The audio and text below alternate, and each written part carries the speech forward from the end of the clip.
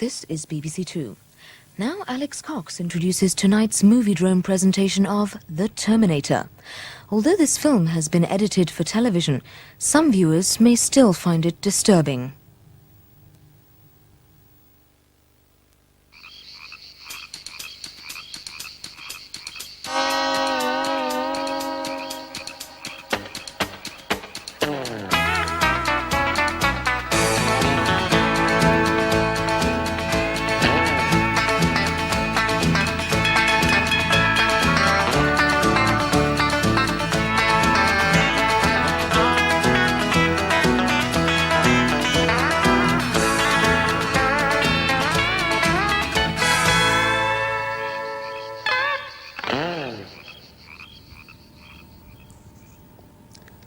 Terminator is a 1980s LA science fiction film in the style of Trancers or Teenage Comet Zombies, which, as you may recall, we saw last year.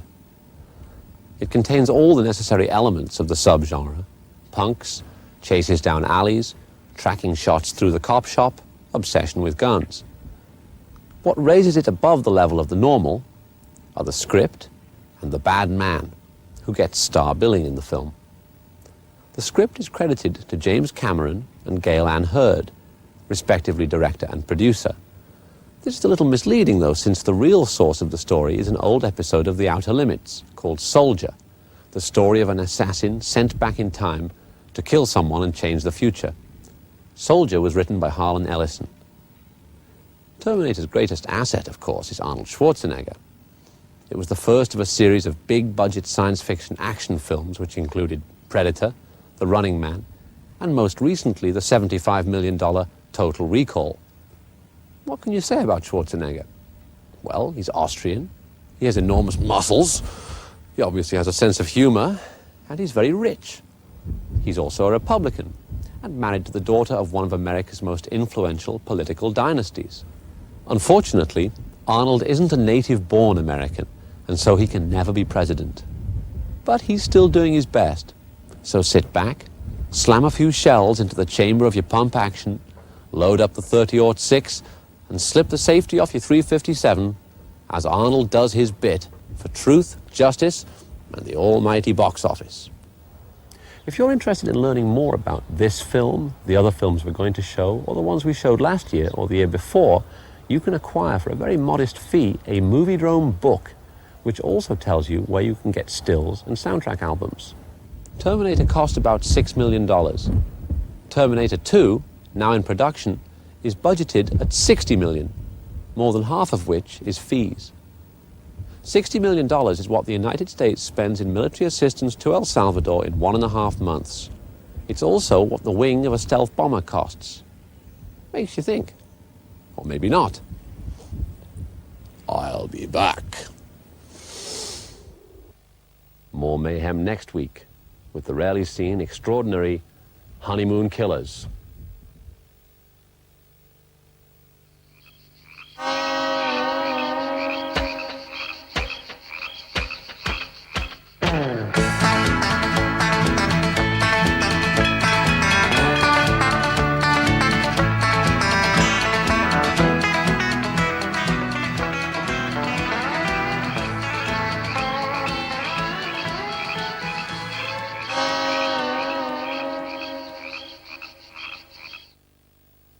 Tomorrow evening at 9 o'clock, Vincent Price, Boris Karloff, Peter Lorre and a young Jack Nicholson star in Roger Corman's chilling spoof about 15th century magicians involved in a deadly duel of sorcery.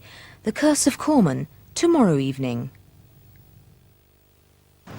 AIDS is now endemic in almost every country on the planet.